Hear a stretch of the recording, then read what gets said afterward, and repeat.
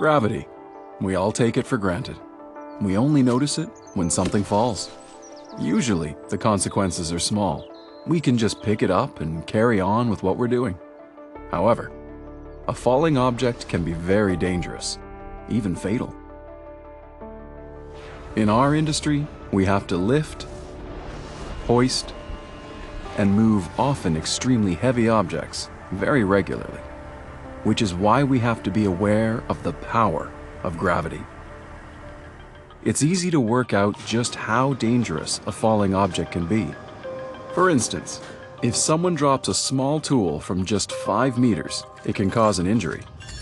Dropped from 7 meters, it can cause a serious injury, and it can kill when dropped from just 11 meters. And the object doesn't have to be a tool. It could be anything, a hard hat, even a branch from that tree. And that's why it's so important to plan what you're going to do carefully and think about potential incidents that could happen during all the phases of a lifting or hoisting job. There is no room for error. It also helps to be observant. Be aware of what's going on around and above us, and to think, what could happen next? What could go wrong? So when you're designing or planning a job, think about how gravity and the likely movement of the cargo could affect people working nearby. Think the whole lift through in its different stages.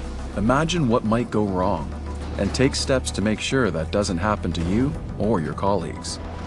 And make sure the content of the permit to work is understood by the people responsible for carrying out the job.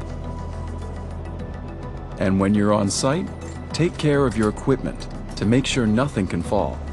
Picture it happening. Imagine the effects. Practice situational awareness. Take time to do it thoroughly. We carry out over 100,000 lifting and hoisting activities every day. The vast majority of them are successful, which is why they can feel routine. It's easy to forget that what we're doing is actually very hazardous. We assume everything will be okay. We can underestimate the risks and overestimate our ability to get the job done safely. But we cannot afford to be complacent. Every month, there are more than 1,000 lifting and hoisting incidents in our industry, and many others outside it. And they all have one thing in common. Gravity won, and people suddenly found themselves in potentially life-threatening situations. Now let's pause a moment and remember all the people that have lost their lives in lifting and hoisting related incidents.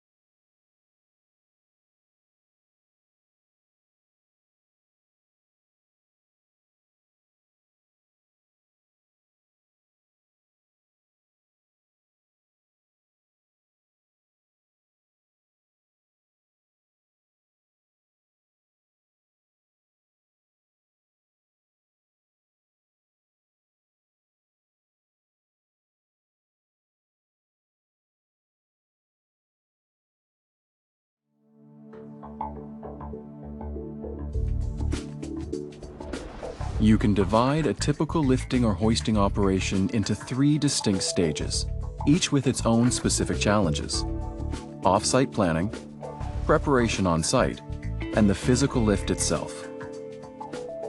If a mistake is made at any stage, it can lead to a fatal incident. Our story starts back in the office.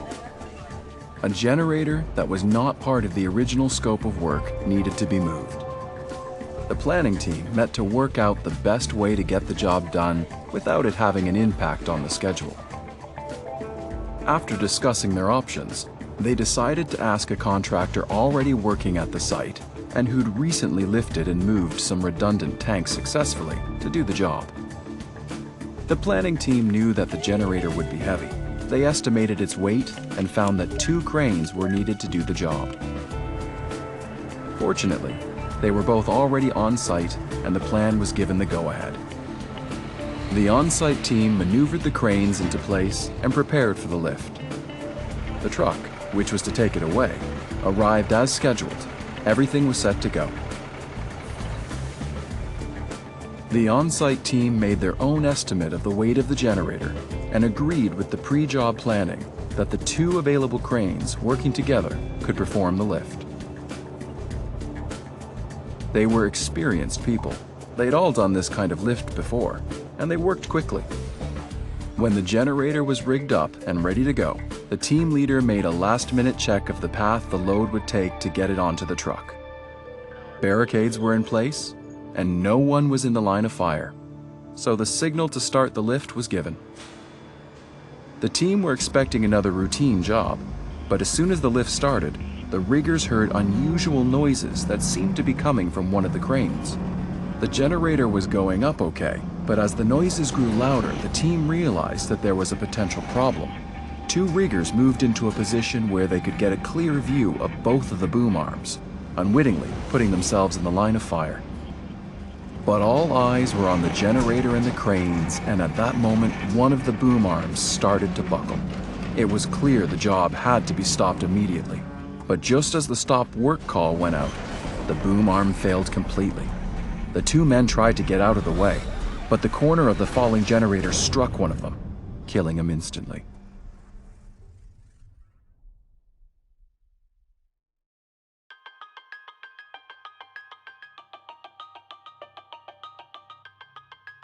What went wrong? Multiple barriers are in place to prevent terrible tragedies like this from happening. But if barriers fail, gravity will always win. Every lifting or hoisting operation needs to start with good planning and an understanding of the barriers, both hardware and human, and how they're supported by our critical processes. But we also need situational awareness. Any member of the team could have seen what might happen if something went wrong, and intervened. Situational awareness is the ability to see what's going on around us, understand what it all means, and predict what might be about to happen. Lots of jobs demand that skill. Airline pilots learn how to use it. Fire crews and other emergency workers do too. Even football players need it.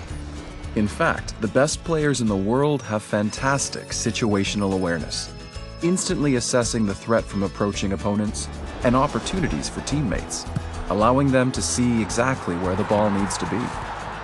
It can be the difference between winning and losing. But in our industry, it can mean the difference between safety and tragedy. Good situational awareness means that you can predict how things might change and what impact that will have on the job you're doing and the safety of everyone involved. And even if you have good situational awareness, you've still got to follow the rules, ask the right questions, and take nothing for granted.